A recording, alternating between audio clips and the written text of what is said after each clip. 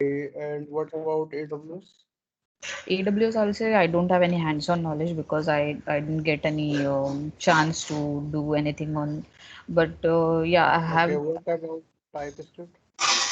TypeScript. Again, I'll say 2 years because I used in Node.js and React.js some things, not purely TypeScript. Okay, and what about the databases like MongoDB or other DB? MongoDB. The first 10 years is in MySQL, and for 2 years I have used MongoDB. Okay, fine, fine. Any experience with team handling? No, not yet. But as I'll say, I'm not on a position of a team lead or something. But yeah, I was mentoring or guiding to four, five juniors. If they stuck in it, if they stuck in between or something like that. Yeah, I was guiding them. Okay, so in Node.js, what are you doing currently? It's API. Basically, we were moving from PHP APIs to Node.js APIs right now. Okay, so as you have worked with the PHP and you have worked with the Node.js also. Okay. What is the key difference between Node.js and PHP? Scalability is the main feature. Scalability is the advantage of Node.js rather than PHP. PHP, the main feature of Node.js is a callbacks. So callbacks does that. Uh, it it just does the task faster than PHP, and it just doesn't block anywhere. PHP can block because it can take time to execute some task. So asynchronous feature Like of how, a node. like means I want to know that what is the key difference? Means like in PHP there is the Apache server Right. and in Node we have the LibView and all. Mhm. So how why the Node is faster? Means what are the key things in Node which is not available in PHP? As a node is a single-threaded architecture, so single-threaded architecture does what it is. It doesn't block, and it And just what about PHP? And what about PHP? What it is the thread management of PHP? PHP you can say is a monolithic architecture. So what happens? CPU users are more than the Node.js, so that's why it is taking time. PHP. Like how if there is a 10 if there is a API which is created in PHP and the same API is created on the node. Okay. So let's suppose there are 10 concurrent requests going to the PHP server. Mhm. Okay. Then how PHP handling it? PHP handles it one by one. I mean, yeah, the 10 threads are created. If the 10 APIs are, then CPU users are, I mean, you have to divide that space with the 10 different APIs. And same thing is not happening with the Node.js. Node.js is handling it in single thread, and it is giving you output one by one. So it doesn't block if CPU gets, I mean, it can happen anything that PHP can block one API or something, but in Node it will not happen if any thread. I mean, if any task gets uh, I'll say it broken or something, it next task is executed after that. So event pools handle that. In PHP, it is not handled. So it uses the more CPU. Fine. So in Node.js, do you know what are the phases of event loop? Features of event loop. No features, no feature. I am asking what are the phases of event loop in Node.js? No, I'm not aware of it. Okay, in Node.js, do you know what are the child process? Yeah, so I can, as I said, master process and child process. So we can just create child processes after. I want to divide some process into a child process or more processes, so I can do that task with it.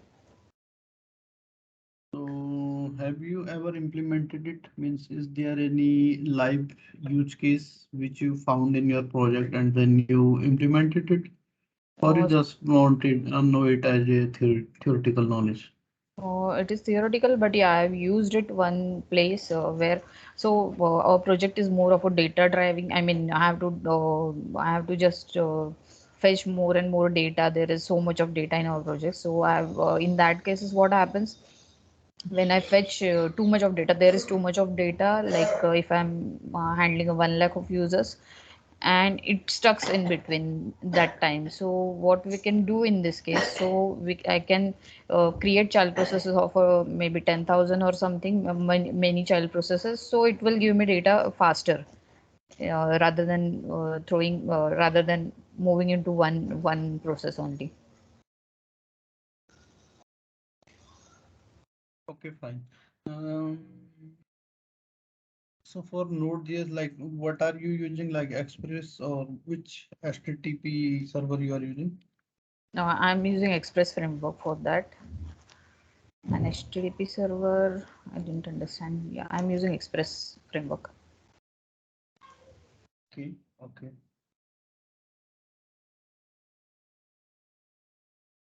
Okay, so do you know in Express how we enable the course? Enable, sorry, I didn't understand. Enable.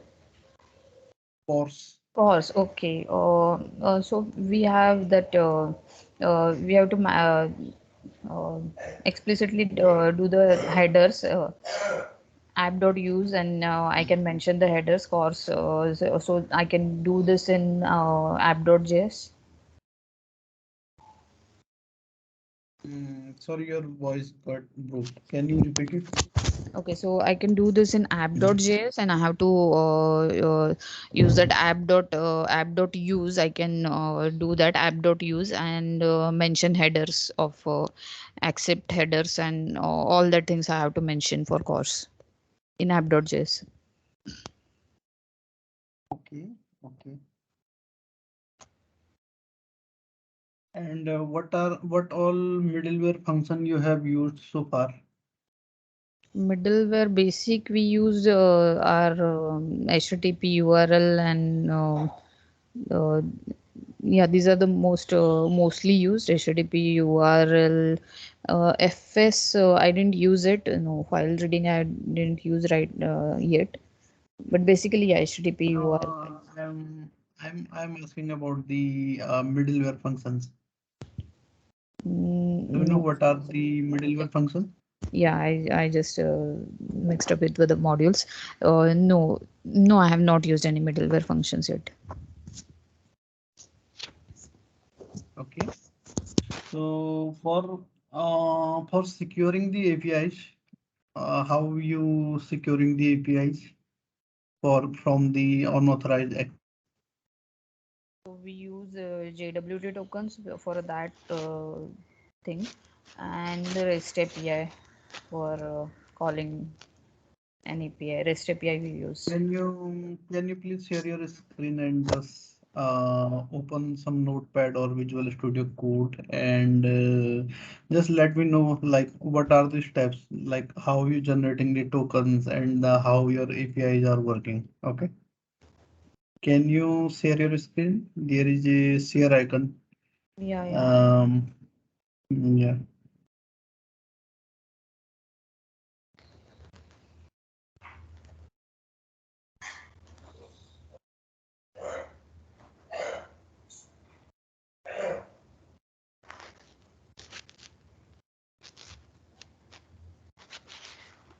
Yeah.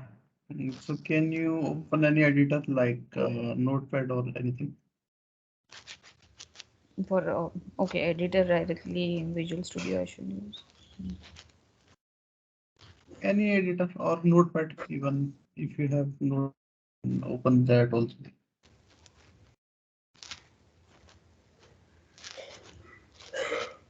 Okay, so sorry, what is the case? I was saying open any editor. You can either open the Notepad or any editor, Yeah, whichever this I've used level with you. code. What is the case? I mean, what I have to write?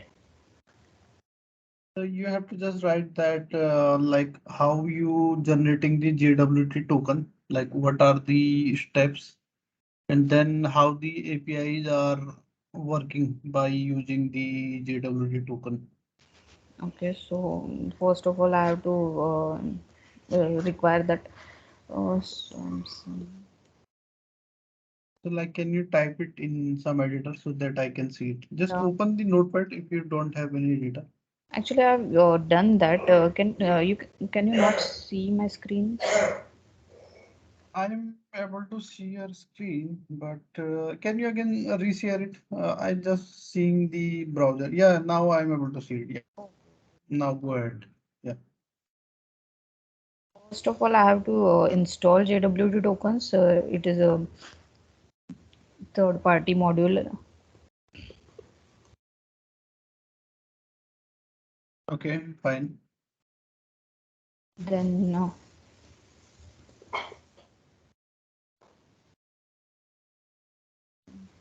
that should I write that command also? So like I just want to know like when you generating the JWT token, okay, and then when we calling some API, then Hmm. how you passing the JWT token from the UI side, and then how you validate. So I just want to check the flow, like how you using the JWT. Okay. You understood the question, right? Yeah, I understood the question, and actually, I'm not very comfortable with all the syntax, but I'll just explain what I can do. Is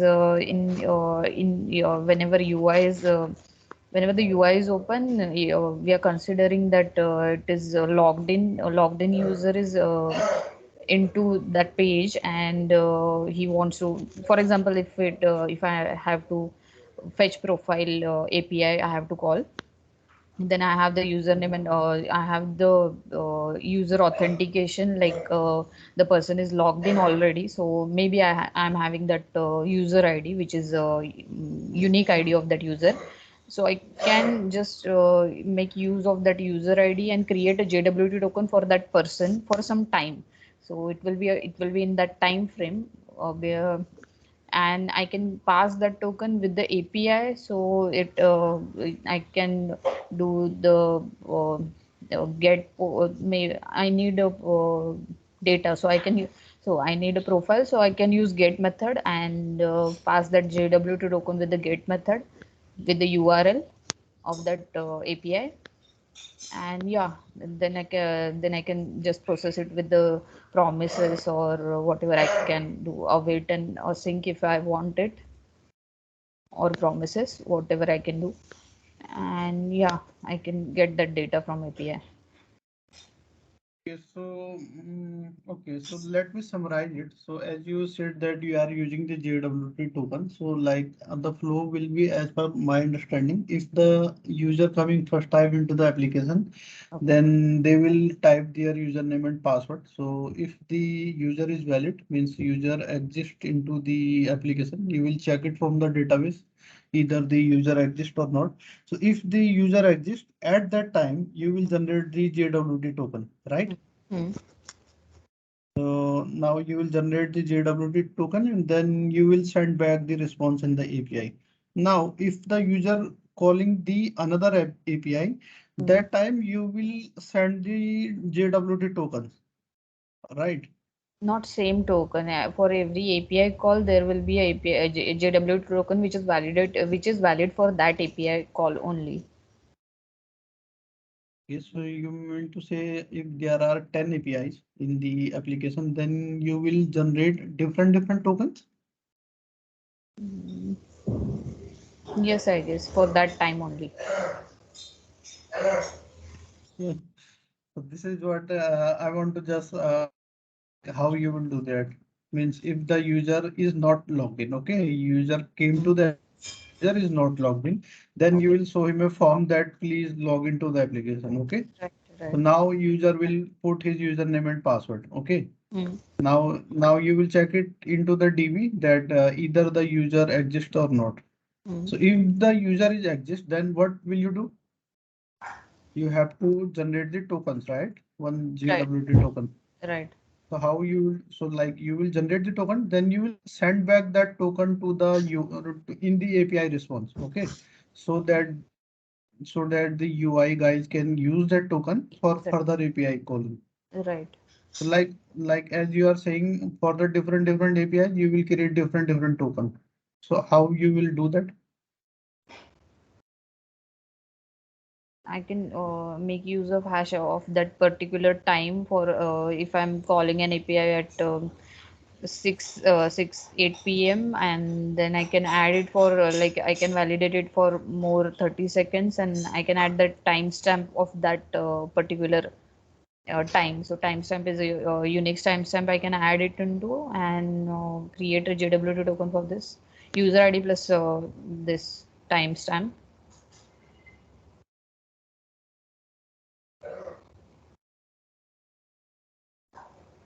So how are you creating the API endpoint? For example, let's suppose the user entity.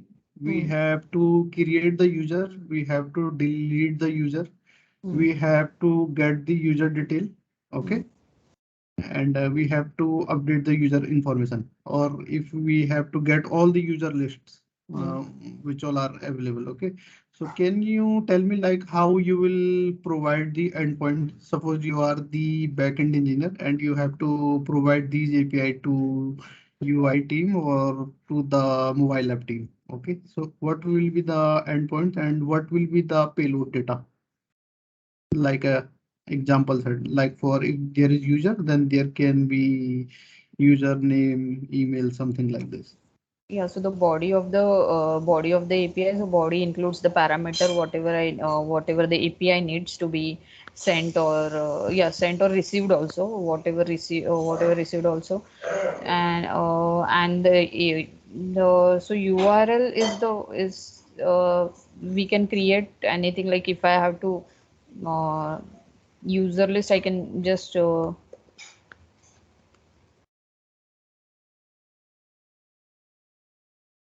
Mhm. slash user list and or user And dictionary.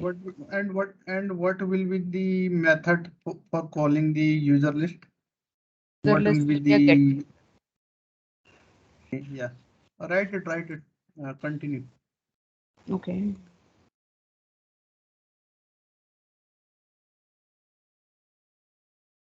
So I just have to send a method,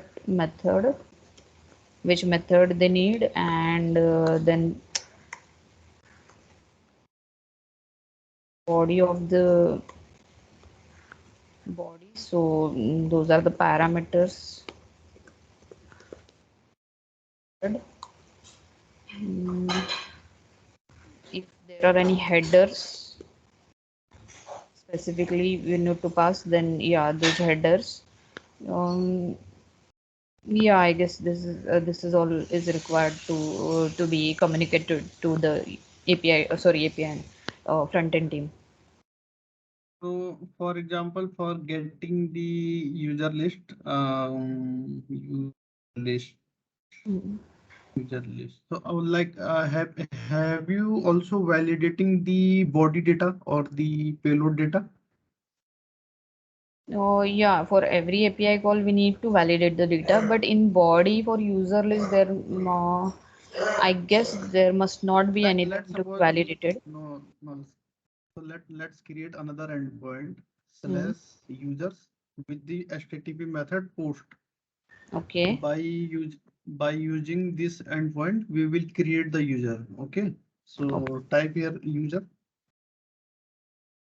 or you can say add user. Okay, fine.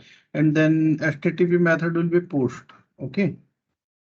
Mm. And then type some payload data or the body parameters like JSON object with some F name, L name. Okay. Yeah. Yeah. So create a JSON object like F name, L name.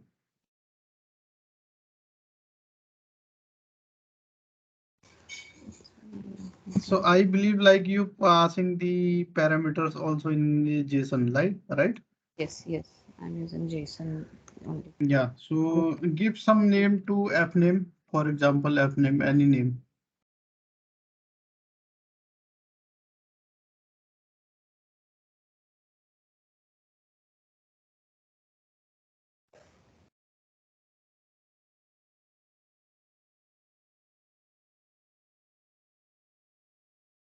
Yeah, so now what I'm asking, let's suppose F name and L name are the required parameter for calling Okay. this API. Okay. Now let's suppose if we not passing the F name, if you Okay. calling API only with the L name, so are you doing these payload data validation on the Node.js side? Yes, validated, but I mean, it will depend on the our requirements or whether it is a required parameter or No, not. no, But no. yeah, yeah. No, no. So I am saying that it is the required means I want F name and I want L name. So Okay. if F name and L name is not available, then API will not work. It will simply return some error Error. that F name, L name are required. Please send them. Okay. So I am saying this kind of validation how we will do in the Node.js. Okay. Can do this in Node.js. So in your current project, are you not following this like payload data validation? So, yes, we are following it. Following it, then how? Yes. Okay, no problem. Maybe you have not checked this part. No problem. Do you know what is the difference between put and Hello. yeah, hello. Yeah. So like I'm asking, what is the difference between put and fetch? So as we have the get method, we have post method. So similarly, we have put and patch. So do you know what is the difference between put and patch? I don't know the difference. I know the put method. I'm not aware of the patch method. Mhm. Okay, fine. So for connecting database from Node.js, let's suppose the database is either MongoDB or MySQL. So Hmm. how you connecting databases from the Node.js? So we used MongoDB with Node.js, and for that I've used module. So I installed it Mongoose, and the Mongoose.connect method I have used for connecting. And from MySQL? MySQL I have not done the connection, but yeah, I know that same. It also it has a module to be installed for MySQL, and I don't know exact Which method. module? Which Um, module? I not work on it, so I'm not sure about it, but I guess it should be Like MySQL. so it means you haven't connect Node.js with MySQL or you haven't worked Node.js with MySQL, right? No, I have not done that. So okay, so you connect Node, you use Node with MongoDB, right? Right, right. Okay, okay. So in MongoDB, do you know what is the sharding? Not done. I know the partitioning of the database, or but not done. I have not done that. Okay. In MySQL, do you know what are the replica sets? Again, not done on MySQL. Okay, let's talk about the data types. Do you know what is the difference between char and varchar? Char and varchar. So just the difference is char has the less storage than the varchar, so less data, less memory than the varchar. So varchar has like 0 to 255. Oh, and char, I'm not sure, but I guess it is. It's a two digit. I'm not sure about it exact storage, but yeah, varchar has a 255. Okay. In databases, do you know how can we optimize the queries, SQL queries? Yeah, MySQL I've done that, and it's with the explain keyword. So I can use explain and then the key, whatever is my query, then it will give me a result, what I can do with optimization. So explain will tell you that a particular query, how it processing, like how the database engine processing it. It won't tell you directly that you have to do this and this for the optimization, right? Right, right. So it gives me somewhere it can give me a that I have used so many subqueries into, and it is giving me a problem. So using subqueries is not a problem, but this part of my query can give me a problem. So it will give me it is taking time to process. So yeah, I have to understand whatever it is written. It is just explaining me the query. Okay, fine. So for like, have you ever used any caching system Uh, between the DB, between the node and DB? We can use some caching mechanism with to pick up the data from the caching if some data is not required to pick up again and again from the DB. no, I have not done that. Okay, okay, fine. So in this call, there is a chat option. Okay, I'm just sending you one hi message. Let me know if you're able to see it. Okay.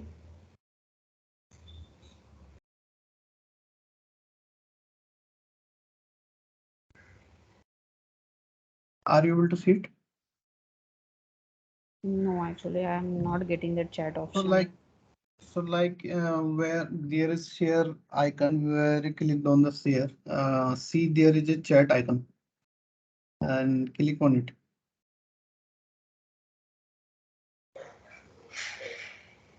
Actually, I didn't have it now. I don't know why. I'm just sharing my screen and I don't know why. So can you see my screen? Yes, And I I can. don't. Yeah, click on the, yeah, click on this and then uh, screen keypad. Okay, I don't know why it's not coming to Yes, you. because I've used it before, but I don't know why it is not coming now. Mm, okay, okay, fine. No problem. So I'm done with your technical part. So, Okay. oh, give me 1 second. 1 second.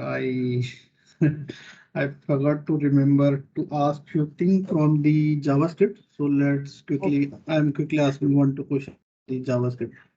So do you know what are the difference between promises and async await? Like when should we choose async await or when should we choose promises? Um, So async await is yeah, both are actually giving us same thing. I mean, it is used for asynchronous calls, but promises gives us the better output. As in, I can read that it is a successful call or it is call with error. So I get that error or success. Object with the promises. With async and await, yeah, I just receive a API call, but I am not aware of the it is successful or it is error. I have to manage it manage it by myself, whether it is success or a failure call. So yeah, that is the key difference between them. Otherwise, yeah, with promises I can handle the success with resolve and failure with reject. So again, await and async and await doesn't give me that option. Okay. Do you know what are the generators function? Generators? No, Hmm. no, I'm not aware. Okay. Do you know what are the prototype chaining? No. Okay. Can you again open your editor and share the screen and open the editor, please? Last question. Yes. Yeah, so can you write down here one array like let ARR and then put some values inside the array? So just numbers. Uh, so like in JavaScript, you did this for the array. No, I I, can. I think that was PHP syntax.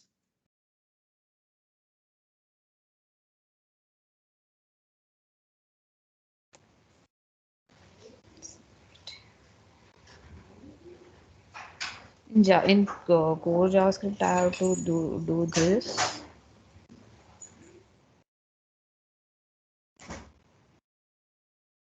Okay.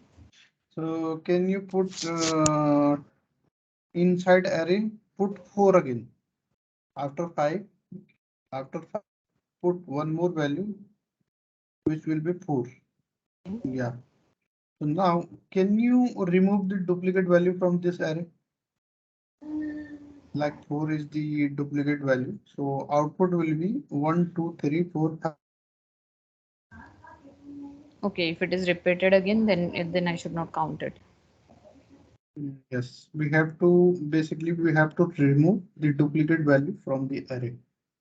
Okay.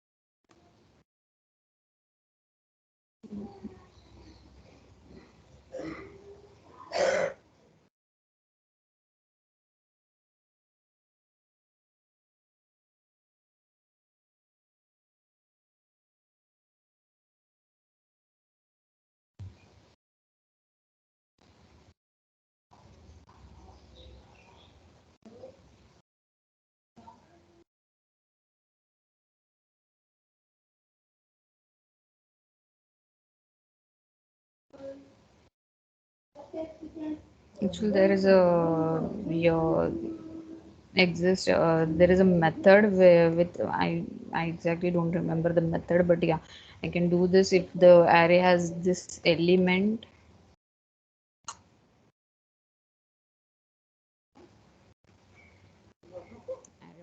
has this element which is coming. Okay, no, it will not.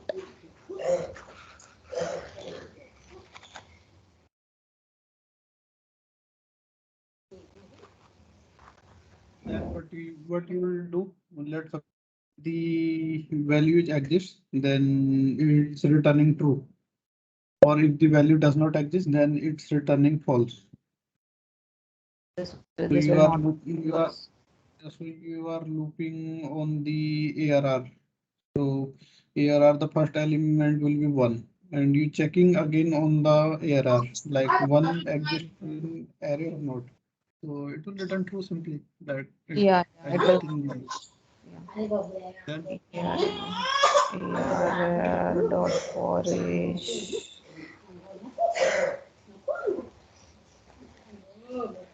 okay, fine, Sheetal. So I'm done with your technical part. So HR will update you about the feedback. Any question for me? Oh no, it's okay. Done. Thank you. Yeah, thank you.